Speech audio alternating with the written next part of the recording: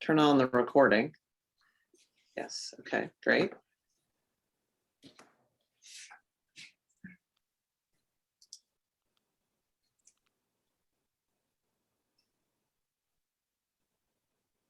You're making me seasick, Ray.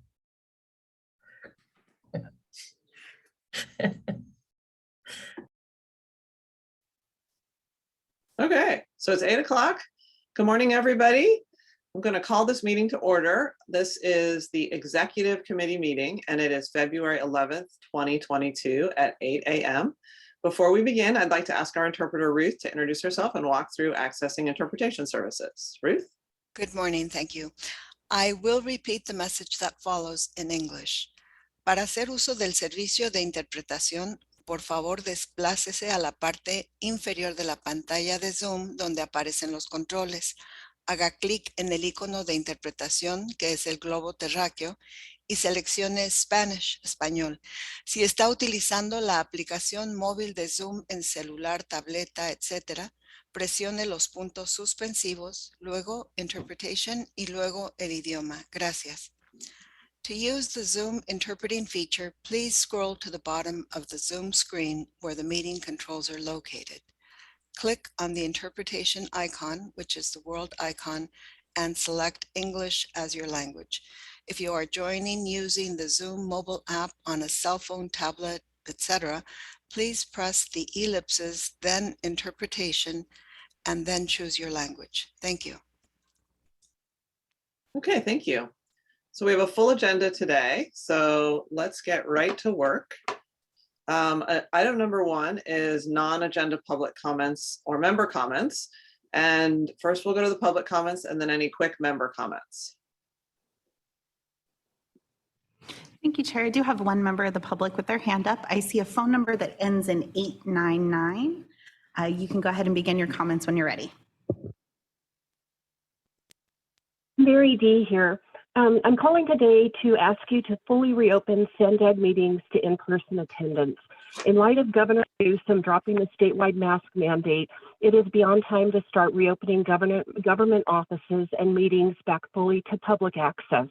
On February 14, 2020, the San Diego County Board of Supervisors enacted an emergency declaration, which Chairman Fletcher said would last for 7 days, but could be extended to 30. We are now approaching the 2-year mark. All government entities need to stop the Groundhog Day renewal of powers and teleconferencing only and reopen all municipalities to the county fully now, including unrestricted access to in-person attendance at public meetings. This includes SANDAG. When 7 days turn into over 700, a quote emergency no longer exists. Reopen SANDAG meetings fully, as well as all of San Diego County. Deeds speak far louder than words, which often ring hollow. Show the public your commitment to equity and inclusive government by leading the way and demonstrating what a truly representative democracy looks like. Thank you. Thank you, Chair. That concludes the public commenters. Okay, looking around for member comments, I see no hands up, so we will jump in to what's next, which is consent. We have 2 items on our consent calendar. So Francesca, do we have any public comments on consent? Thank you, Chair. I don't see any hands from the public.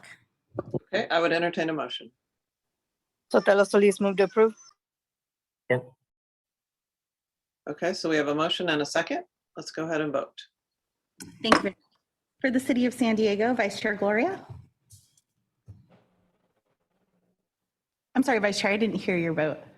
Aye. Thank you very much. For the County of San Diego, Supervisor Lawson Reamer. Aye. Thank you. For East County, Mayor Vasquez. Aye. Thank you. For North County Coastal, Chair Blakespear. Aye. Thank you. For North County Inland, Mayor Jones. Aye. Thank you. And for South County, Second Vice Chair Sotelo Solis. Sotelo Solis, aye. Thank you. And that does pass unanimously. Okay, thank you. So now we are on to reports. First up, we have a discussion on restructuring the SANDAG Working Groups. So I will hand it over to you, Antoinette.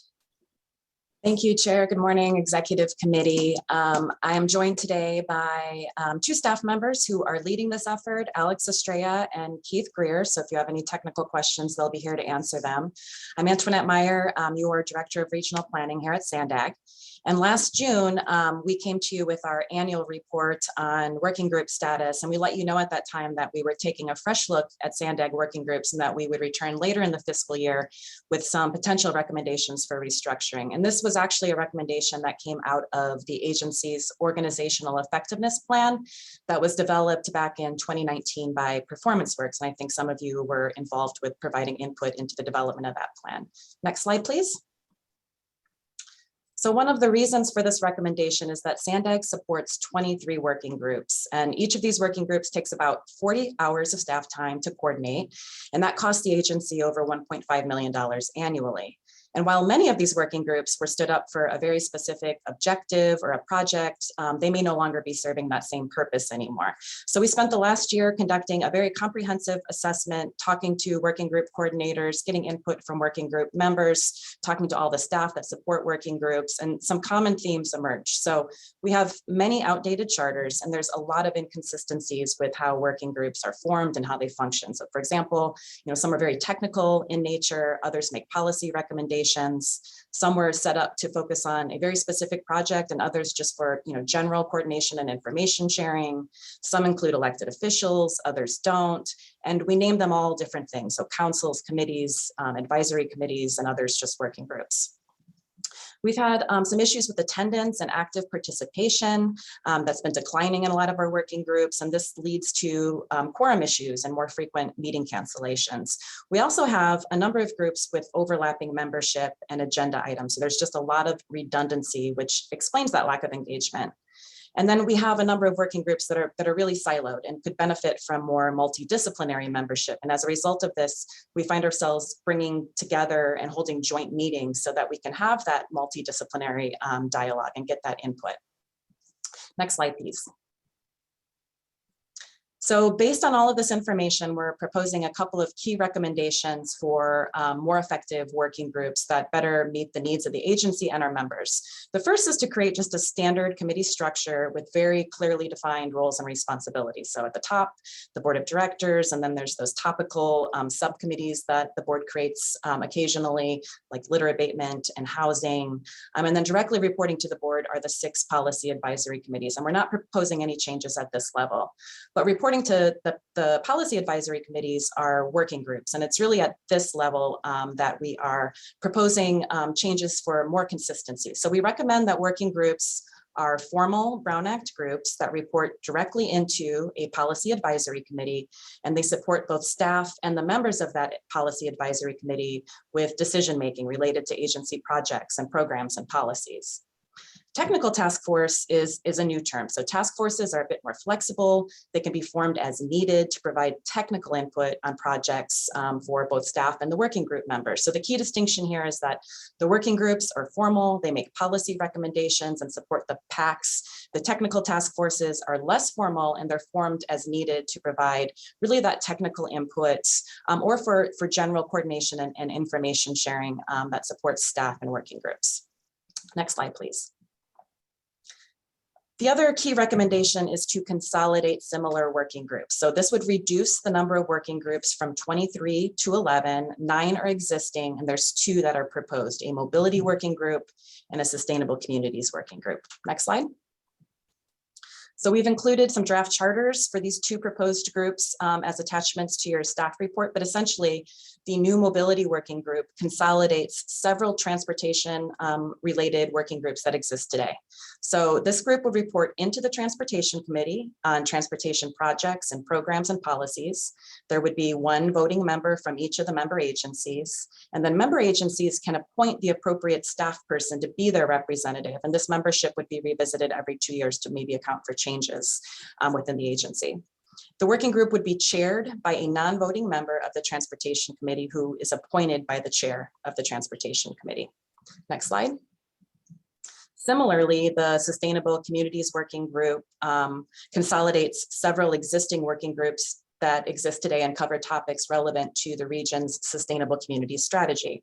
So the membership and charter is pretty much identical to the mobility working group, but they report into the regional planning committee, and they deal with topics like housing and land use coordination, climate and energy and environmental programs. So ultimately, the structure for the new working groups provides a stronger connection to the policy advisory committee that they report into. And this was something that we heard was important from our existing working groups. And it also allows for more multidisciplinary membership, and it really reduces the redundancy. Next slide.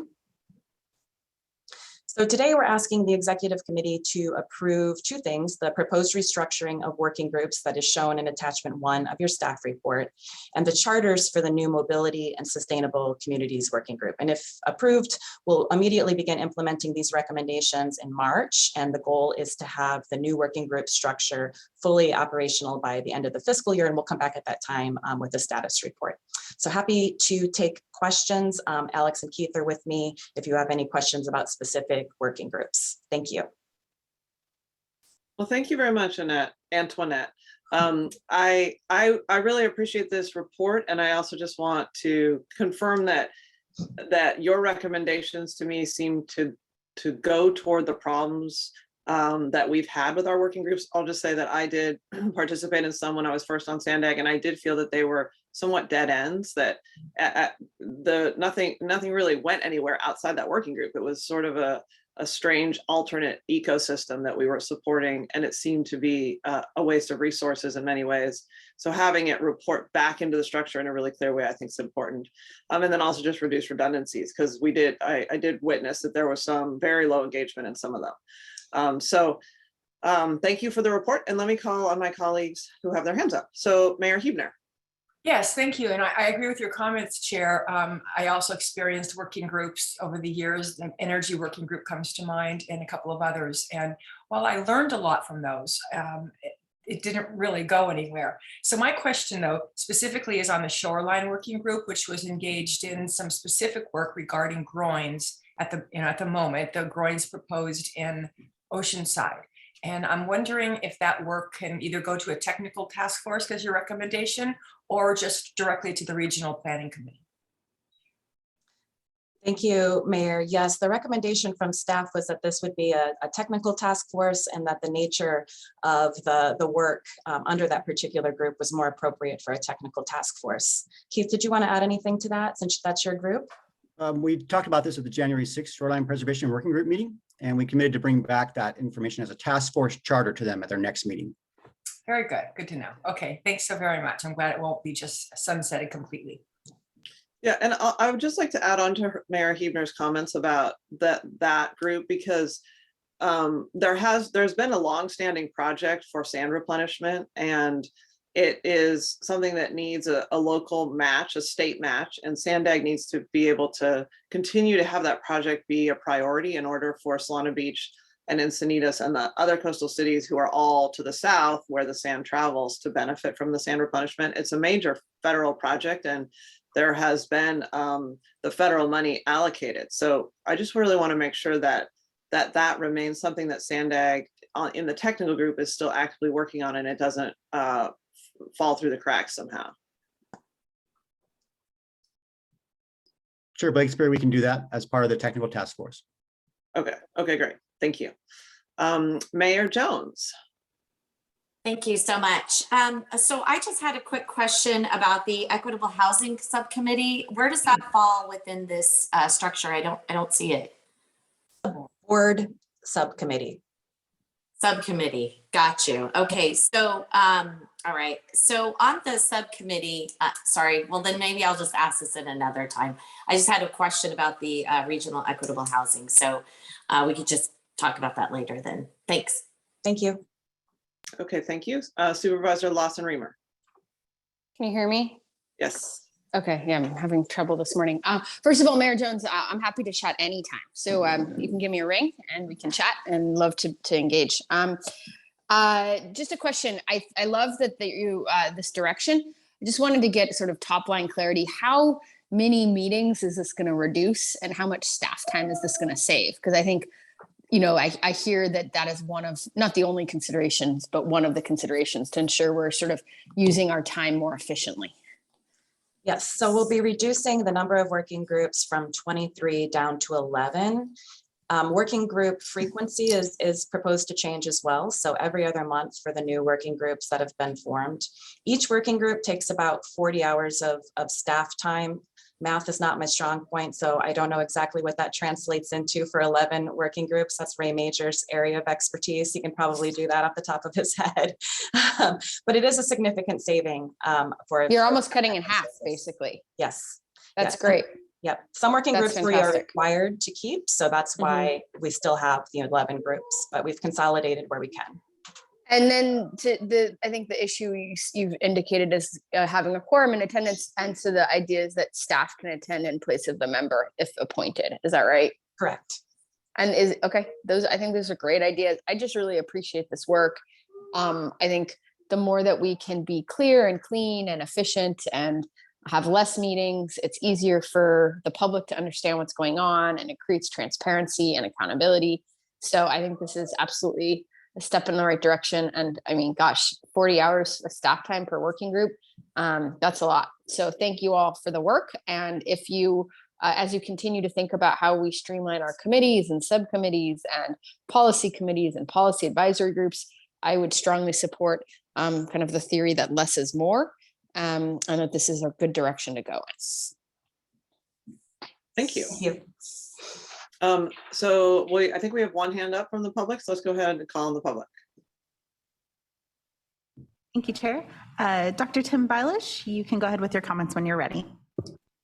Thank you for taking my comments, Tim Bailish and Del Moore. I just had a question about the Mobility and Sustainability Working Group.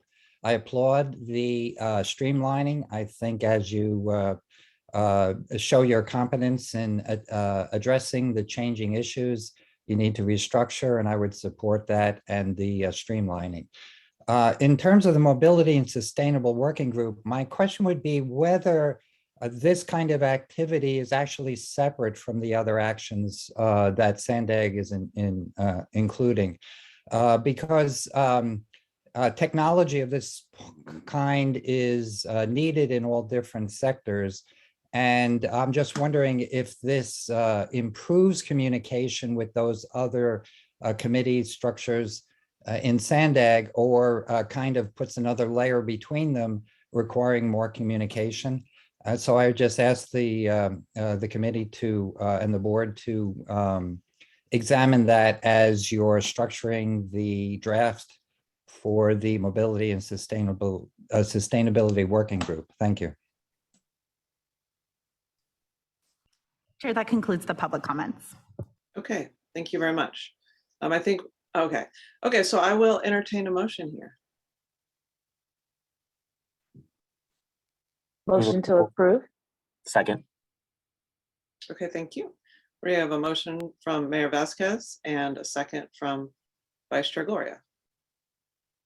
Thank you very much. For the City of San Diego, Vice Chair Gloria. Aye.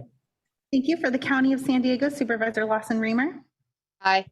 Thank you. For East County, Mayor Vasquez. Aye. Thank you. For North County Coastal, Chair Blakespear. Aye. Thank you. For North County Inland, Mayor Jones.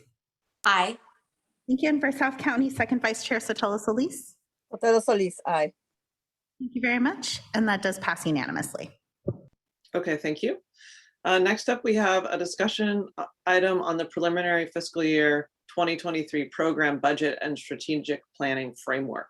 So I will hand it over to you, Andre. Thank you. Good morning, Mayor and Executive Committee. So over the last several months, the project managers, directors, and the leadership team have been working on the process of developing the fiscal year 2023 program budget.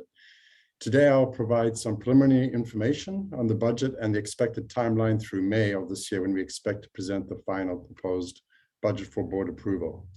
To bring this budget to life with me today, I've invited Ray and Colleen to present with me. Ray will discuss the agency's strategic initiatives, and Colleen will present on our priority projects. Next slide, please.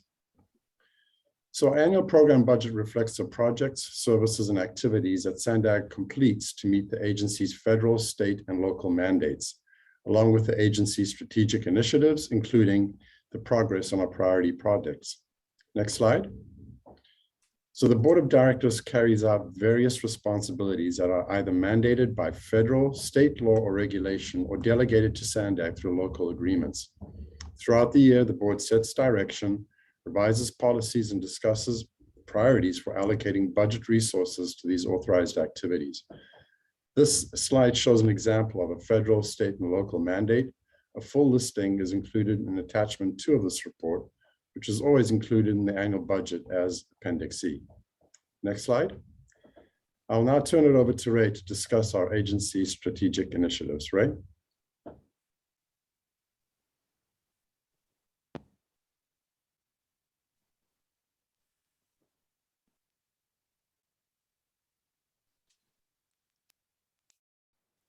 Ray, I'm sorry, we can't hear you, Ray. Because if I unmute, then it's easier to hear me. My apologies. Last year, we developed some agency strategic initiatives based upon work that we did as an executive team. All of the directors sat down and we talked about, what do we need to do internally to really be able to be more effective as an agency and really pivot the organization towards being able to implement much of what is in the regional plan right now. And so the first one of our agency strategic initiatives that we came up with is that we really needed to establish an organizational structure and systems that allowed us to really dynamically assemble teams and mobilize resources to complete these big projects, things like Otay Mesa East or relocating the train tracks off of the bluffs. These things are not necessarily, actually, they're very complex projects. And so in order to be able to realign staff, we also have to have a different way to budget, for instance. And so we're going to be looking at how we can build multidisciplinary teams. We're going to be using more of a matrix organization structure to do that, where we can put the right resources on these massive projects to get them done. We also want to create a much more transparent budget process that has a lot of flexibility in it, and take a look at things within that SANDAG has been doing that maybe have been outdated and we should do differently, like what Antoinette talked about, reconsidering some of the things that we've done to really streamline our processes. The second one of our agency strategic initiatives is really to ensure that the necessary technologies are in place. One of the things that we learned through COVID is that our infrastructure is woefully behind in many different ways. We didn't have laptops that were necessary for people to be able to work from home. Our system here at SANDAG doesn't allow for us to use those laptops on a Wi-Fi type environment here. So we're going to take a look at streamlining the existing technology that we have in the systems. We have a lot of redundant systems.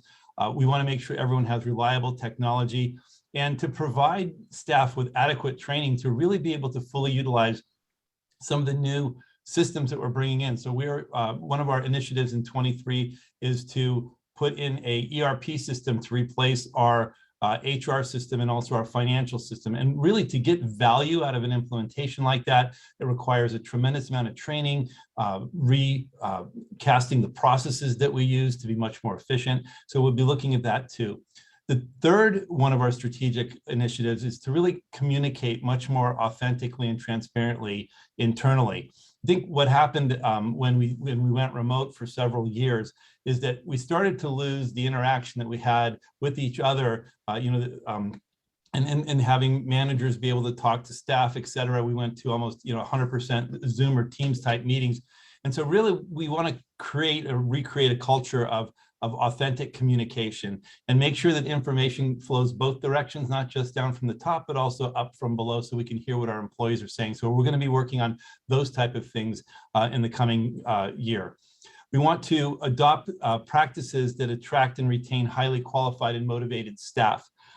As you know, in all of your jurisdictions also, you're probably experiencing difficulties hiring qualified staff.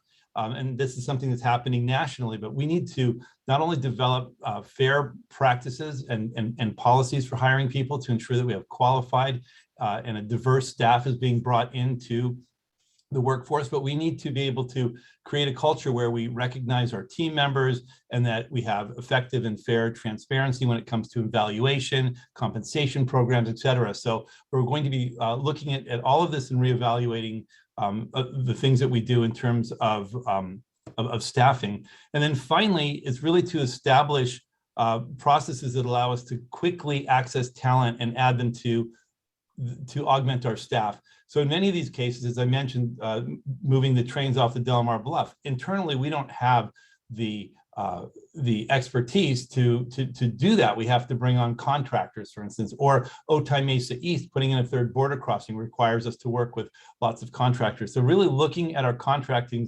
process and figuring out how to streamline it and figuring out how to bring on the talent we need to augment SANDAG staff. So these are all internal initiatives. When I think about what 2022-23 really looks like, it's about aligning the agency and so that we can implement those things that are in the strategic plan that was just approved by the board of directors. Thank you. So then building on this really sets us up, and if you go to the next slide, Kendall, to implement our priority project. So just imagine, we have this whole staff team working on the development of the regional plan, and now that team is pivoting to implement the regional plan. And that's why these strategic initiatives that Ray went over are so important, because this is now moving toward, when we talk about implementing the regional plan, it's about the flexible fleet pilot projects that you all have expressed interest in us being able to do. It's the equity pilot projects. It's working on the detail on how the whole pricing for the system works. And it's working with our partners and helping to bring the mobility hubs to life. And so these are all, this is a big shift, and this is where the focus will be in the budget for next year. When we think about the regional plan, then also it's getting as many of the projects in that plan shovel ready so that we can be ready to go for all the state and federal funding we can possibly get to implement these priority projects. That means stabilizing the bluffs in Del Mar, doing the detailed environmental and engineering work that is necessary to move the rail lines off the bluff, finishing the engineering, design, environmental for Otay Mesa East so that we can get that border crossing open and we can be ready again for all possible state and federal dollars to implement that. This is similar to the connection to the airport, making that transit connection to the airport and working toward a central mobility hub. So these are priority projects. It gives you a flavor of the things that we're working on that really go toward implementing the regional plan. So with that, I'm going to turn it back over to Andre to wrap up and the funding estimates and sort of what the revenue assumptions are going forward with the FY23 budget. Great. Thanks, Colleen. And the next slide, please. So we have analyzed the available funding and will present a balanced budget for the federally required draft budget in early March. Now, attachment to this report looks at our current funding environment. The biggest source of our local funding comes from our transit and TDA sales tax. Next year, we expect our budget to be just under $1 billion, and our total local monies are approximately 1/3 of the budget, and approximately 2/3 will be federal and state. Now, despite the lingering pandemic, the sales tax revenue collections have experienced robust growth in the first half of fiscal year 22, coming in over 22% higher than the prior year to date. Now, this is even actually after a very strong growth that we experienced at 9%, something that we haven't seen over the last 30 years of sales tax collection. These past 2 years of very strong growth. However, we are anticipating that there may be a little bit of a slowdown in the third and fourth quarters amid all the inflation concerns and the tighter federal policies. For example, we're hearing that the Federal Reserve will start raising interest rates starting next month, approximately 3 times maybe this year, although some Wall Street firms have it maybe 7 or 8 times this year. That will potentially slow down consumer demand and maybe temper off sales tax growth the remaining of the year. For fiscal year 23, we expect a return to patterns more closely resembling pre-COVID, estimating a modest revenue growth of approximately 1% of the revised fiscal year 22 estimates. Now, we'll be coming to the board later this month with a revision to our current estimates, increasing fiscal year 22 figures to 11.7% over fiscal year 21 receipts. This will give our member agencies, including the transit agencies, a sizable boost to their current budgets. Now, looking at our toll roads for SR 125, the managed lanes on I-15, this is probably where we had the most impact on our revenues based on COVID. However, traffic and revenue on the toll roads have begun to rebound in the first half of fiscal year 22. And while it is kind of challenging still to predict when revenue of these tolled roadways will return to pre-pandemic levels, it is estimated that SR 125 will increase by over 10% in fiscal year 23 from the current forecast, and that I-15 express lanes will ramp up even faster, potentially up to 50% as travel and dynamic price tolls normalize. Now, although we do not have exact figures today from our current federal and state partners, we do expect approximately a 5% increase based on preliminary figures that we have received from federal and state funding agencies. Now, what our government relations team, along with our programming and grants team, is monitoring closely is the funds that may become available to SANDAG from the Infrastructure Investment and Jobs Act that was signed by President Biden late last year, as well as Governor Newsom's proposed budget, which includes a significant investment of general fund surplus in active transportation, bicycle, pedestrian infrastructure, and in transit and rail projects, as well as zero emission infrastructure. In anticipation of this, receiving some of these funds, we'll be coming back to the board next month requesting a $100 million revolving line of credit so that we can be prepared for local match if necessary for these potential federal and state funds. The next slide. So we will be returning to this committee at your March 11th meeting with the draft fiscal year 23 program budget, which will include the overall work program, capital, operations, administrative, and board budgets, and also give you an update on the status of our Section 115 trust pension and a review of our contingency funds for each of the programs. We will seek authorization to distribute the document to our funding agencies for their review and recommend acceptance of the draft by the board at the March 25th meeting. At that board meeting, we'll also provide highlights for each of the program budget areas and how each of the programs and areas enable us to achieve our goals as an agency. Staff will return again in May to the Executive Committee with the proposed final fiscal year 23 budget, seeking recommendation to the board for approval at the May 27th board meeting. So for now, Chair, that concludes our kickoff report. Ray, Colleen, and I and staff are available if you have any questions. Thank you. Okay, thank you very much. I do have a question, but I'm gonna go to the public first and then ask my question. So Francesca, do we have any hands raised? Thank you, Chair. I do see two hands from the public. Dr. Tim Bilish, you can go first, and you'll be followed by Mary. Tim, you can go ahead when you're ready. Thank you for taking my comments and for the presentation. Forgive me for not being more organized in this. I'm still learning which organizations in SANDAG are handling which parts, but I have a comment on the electronic infrastructure inputs from the budget. One of the failures of hospital technology systems has been poor interoperability and poor integration with proprietary software, proprietary hardware, and obvious security issues.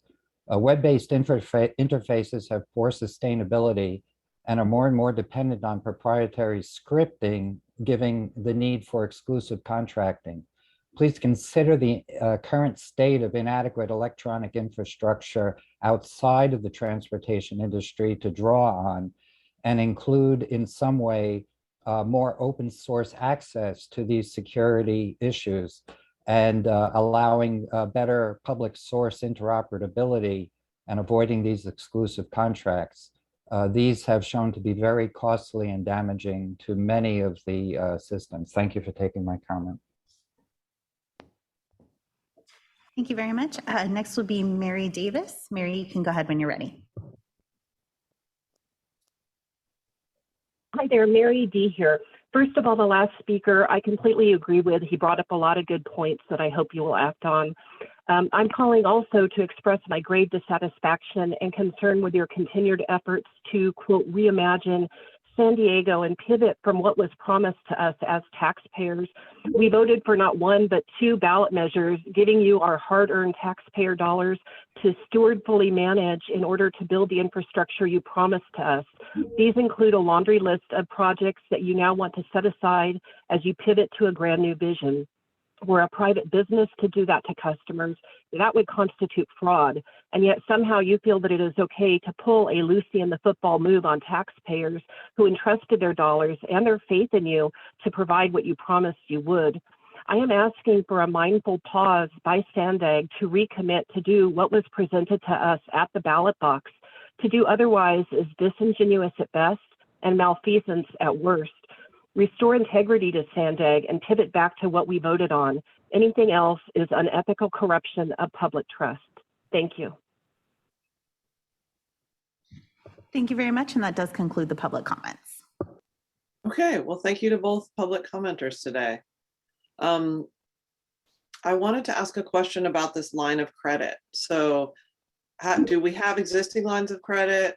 What is that secured against? And can you just give a little more details about that? Sure. So currently we do have a $100 million commercial paper, which is generally used by SANDAG or any of our member agencies for generally short-term projects. There's approximately $50 million used and about $50 million unused at this time. The $100 million that we're proposing is a revolving line of credit. The one benefit over a commercial paper program is we don't pay any fees unless we draw on it. In fact, the fees there's the unused portion versus a used portion, and it's a lot more beneficial and cheaper for us to use. And so it's just going to be there on standby. So if there's any potential monies that are coming to the region that require a match, we could use it. Now, this is going to be strictly for Transnet programs, transit eligible program. And so again, this is something that we've been contemplating for a while, and we're pretty excited based on what we've been hearing with the additional surplus and what's coming down the pike from the federal government, that we just want to be prepared. And so we just kind of keep it in our back pockets. And so you said this is for Transnet programs. Did you say transit ineligible or transit eligible? I should say any program that is within the commission. So if it's a local streets and roads, a transit related, but they have to be generally, capital programs that we're matching against. So anything that is related to Transnet, but generally capital programs. Okay. And so how do we make a decision about how much resource we put into operations of things versus capital programs? Well, I think that's generally defined by the ordinance as far as what monies go towards operations versus what goes to capital. But I guess what I'm talking about here with this $100 million line is generally, allowable for capital projects to augment what we may be getting from our 0.5% sales tax. This could potentially augment it and be a match to local and state funds that we potentially may get. Right. But we want to make sure, you feel confident that this is a fiscally responsible thing to do, because we obviously need to be able to pay back any monies that we would use as a match. We need to be able to have a revenue stream to support that. No, absolutely. And with the general increase that we've seen in our sales tax, we're fairly comfortable that $100 million line is not a tremendous amount of money that we could cover. But ultimately, any kind of project that we would be undertaking, we'd certainly come to the board to get permission. And anytime that we have $100 million, we'd have to bring that into the budget. It would be a budget amendment. So obviously, this would be something that we would get with the board's blessing. Okay. And this would not affect our ratings? It should not affect our ratings. $100 million based on a $2.5 billion program is a very minor amount. Okay. Okay. Great. So let's see. I don't see any other hands up. So I think that was a discussion item. So thank you very much for broaching this with us. And we will move on to our next item, which is our legislative program. And I think staff will determine who goes first in this program. Good morning, Chair. Thank you. I'm Robin Wapner, and Anna Lowe is going to be also joining me to present on today's item, the proposed 2022 legislative program. So maybe just to connect the dots between everything that you've been hearing this morning, Antoinette talked to you earlier about our working groups and the role that they serve in really helping to inform the policy that's set by our policy advisory committees and ultimately by the board of directors. Colleen, Ray, and Andre then talked to you about our annual budget. That's really where the board sets the direction, the policy direction, by actually allocating funds for implementation. And then your legislative program is where the government relations team comes in and really works with you, our community, our stakeholders, and our partners at the state and federal levels to make this a reality. The legislative program really serves as our framework to help guide our efforts and our activities in Sacramento and Washington, D.C. as it relates to policies, regulations, and legislation.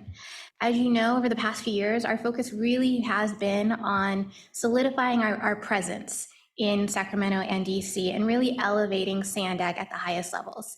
I think we've been really successful in the last year, 2 years, 3 years. In fact, we were recently featured in Politico, one of the key publications for the congressional audience in Washington, D.C. In December, we were featured in California Streets Blog, which is a statewide publication. And we also see our success shown in the institutional relationships that we've been establishing.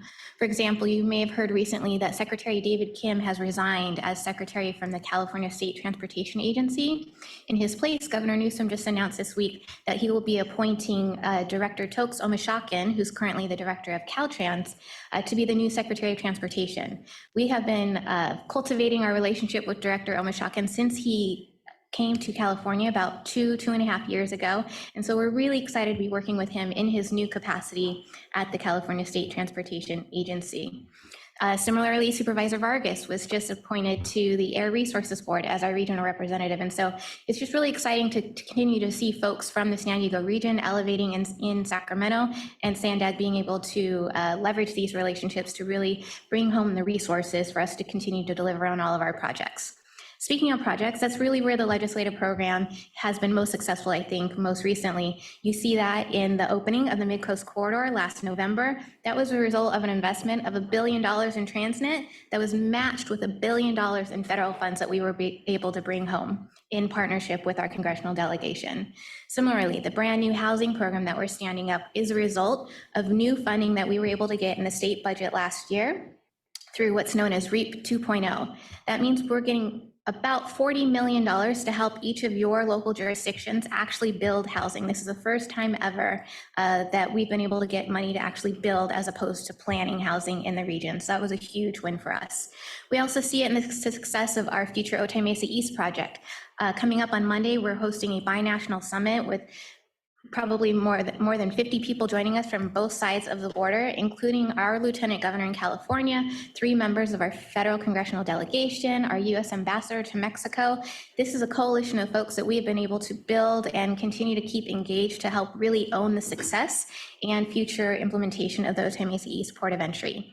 On the regional plan, we continue to be a leader in data and technology and have been asked to speak at numerous forums, both statewide and nationally, to show folks how data can be used to really inform planning going forward.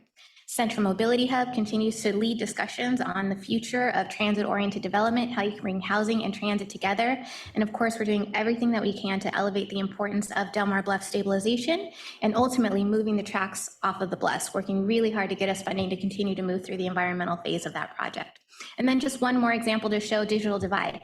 This was a priority that the board set last January when you passed a resolution. Then we ultimately put together a task force to focus on this. The result of that, within less than a year, we were successful in getting the largest investment from the state to help advance the implementation of broadband throughout our region in partnership with our friends in the LA area. So given all of that, we are not proposing any substantive changes to the legislative program this year. We think we're off to a good start. Our focus really is going to be doubling down on those partnerships that I talked about and on funding.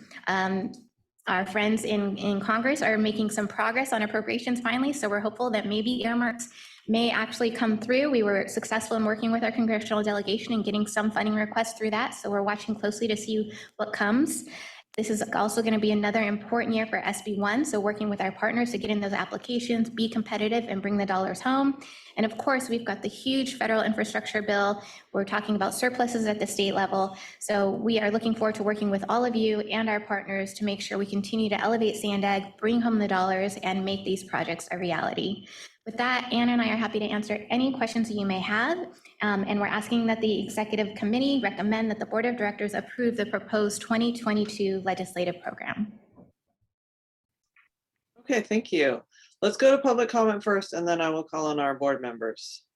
So thank you, Robin. And I just want to say that you did a great job of summarizing the situation for us. And I think a lot of times it's not clear to board members what actually is happening in DC or in Sacramento, because, you know, we're plugged in locally as local leaders. So you sharing that information, I think, is really important. Do we have any public comments? Thank you, Chair. I don't see any hands up at the moment. Okay, we'll call on Vice Chair Gloria. Thank you, Chair. And Robin, thank you for the presentation and the entire team. I just wanted to, hopefully the benefit of my colleagues here on the committee as well as the public, really amplify what you said in terms of SANDAG's presence and stature. Certainly from my time in the legislature, I witnessed this organization. I think moving mountains is perhaps a pun given what we do infrastructure wise, but I think is a fair representation, and definitely noted some of the publications you mentioned and just the opportunities I've even had to go to Washington in the last number of months. You know, SANDAG is present in all those meetings. I think that's really valuable. You know, we're not as big as other jurisdictions occasionally, so we just have to kind of work harder. And I see this team doing that. And so appreciate the work that you all do. And, you know, we get to be the beneficiaries of cutting some ribbons and doing things of that nature, but you all are the ones that are, you know, shaking the money tree in Sacramento, DC, as well as the presence in Mexico. And I appreciate it when Hector and others are able to come here and give us updates from our binational partners. So I just wanted to express my appreciation. And then maybe just a specific question from the Mobility Hub DC component. I know that we have some offers, I guess is the right word, to the Navy in terms of participation on a Central Mobility Hub. Have we heard anything back from them recently in terms of their willingness to engage further in that conversation? Seeing some of my colleagues pop up, so I'm going to let them take that one. Yeah, so Mayor Gloria, I'll be happy to take that one, and thank you for your comments. I did speak, and I think he will be at the board meeting today, the Executive Director of Navy Southwest, Dennis Keck, and he said, at least the staff said that sometimes this month they will be probably preparing an RFP to go out. That's what the staff told our staff, but nothing more than that. Again, we look forward to continuing to work with the Navy, and you know, the Navy we're a military town, a proud military town, and the Navy, but we should conclude the discussions very shortly, because we are in the environmental process for the Central Mobility Hub. As you know, we're looking at 3 different sites, and we would hope to finalize this very shortly, but we haven't had any concrete meetings yet, and hopefully will happen this month or early next month. Okay. I appreciate you that update, Hassan. As you know, I was able to grab a meeting with the Undersecretary of the Navy last month and trying to nudge this along. I think we want to see progress on this matter. Certainly San Diegans, I know our chair has been repetitive in her concerns about connecting the airport to our rail system. This is pretty critical for that. Hopeful that we get some definitive answers from the Navy, but as you mentioned, we do have some options. And anyway, appreciate that update and hope you'll keep us posted on what you hear from our friends at the Navy. And just, Mayor, so you know, very shortly we'll be coming to our board with a schedule. I mean, our hope is, and it's more than hope, and giving the surplus of the state and the national government and our work, our hope is we will have to cut the ground and a connection to the airport in a couple of years. That's why it's so important what you just said, that we move this along and not lose any more time. Well, one of the places you and I connect us on is we're both impatient people, right? We want to get stuff done. That's right. I appreciate that persistence, and do let me know how it can be helpful. Thank you. Thank you, Chair. Yeah, thank you. Thank you for asking that. I do just want to highlight that I think that the Central Mobility Hub is something that is listed as one of the top 4 things this agency is working on. So, it was mentioned at the beginning of this exec committee, the Del Mar Bluffs, Otay Mesa East, implementing the regional plan, and then Central Mobility Hub. There are decision points that the board needs to make about Central Mobility Hub. I personally do think direct transit to the airport is really important, but I also recognize that we live in a revenue constrained environment, that there are only a certain number of dollars to do capital projects. And I want to make sure that the board is actually asked and given the opportunity to weigh in at key decision points related to which of these potential central mobility hubs we choose, and also when this agency puts money into it. So, I want to make sure that that staff is really clear on not setting this up so that there are things that are a fait accompli by the time they get to the board. Because this is one of those areas that to me seems like it's a huge decision point, and the board needs to own it and also be able to weigh in with their actual opinion, and we need to be able to hear from the public on it. So I just want to make sure that I express that as something that's really important to me. So I'll call on Mayor Jones. Thank you so much, Chair. I too worry a little bit about, or I think a little bit about the Central Mobility Hub and truly the cost that it's going to be. And so, Chair, I'm wondering if you would agree to have staff look into the revenue, or I'm sorry, actually the cost of everything, because with inflation, it's really, it's changed. I mean, we're right around 7% or even higher than that now. And I'm wondering if you would agree to have staff look at, what those costs are actually going to be, and so we can actually make a more informed decision. Would you do that, Chair Blakespear? I mean, I think that we have a full budget process of evaluating things. I'm not going to suggest we go down some different track here, but in terms of like a direction, but I do expect that we will get revenue projections, we will get costs, we will be able to make a decision. And that's like basically what I was just saying right before your comments. So I do expect us to be able to have that and to make a board decision about it.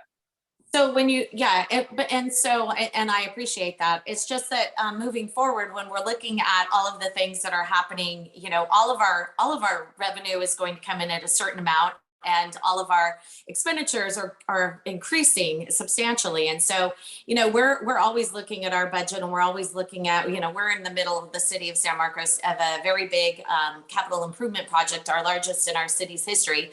And it's only at $106 million. But when we're talking about billions of dollars, I think it's really important for us to make informed decisions. And when we're looking at all these different locations for the Central Mobility Hub, I think it's important that we really know exactly how much that's going to cost for each different location, so we can make an informed decision on that. And I think that's got to include the situation of what's happened with inflation too. So anyway, I just want to lodge that in there, because if we're going to, I mean, many people don't really understand, especially from the public, how much that has added to our total cost. So I think we just need to make sure we're talking about that. Yeah, agree. Okay, good. Well, I think we're going to cut the rest of the legislative program short. Staff does need time to transition between meetings, and in the past, when we've gone right up to the edge, it makes it really hard for them, and they're back on their heels. So we need to give a little more transition here. So I think that we will. I'm sorry to interrupt, but we were hoping to get a recommendation from the EC for the legislative program, please. Oh, right. Okay. Yes, I'll move approval on our legislative program. Second. Thank you very much. For the City of San Diego, Vice Chair Gloria. Aye. Thank you. For the County of San Diego, Supervisor Lawson Reamer. Aye. Thank you. For East County, Mayor Vasquez. Mayor Vasquez, aye. Thank you. For North County Coastal, Chair Blakespear. Aye. Thank you. For North County Inland, Mayor Jones. Oops. Aye, sorry. Thank you. For South County, Second Vice Chair Sotelo Solis.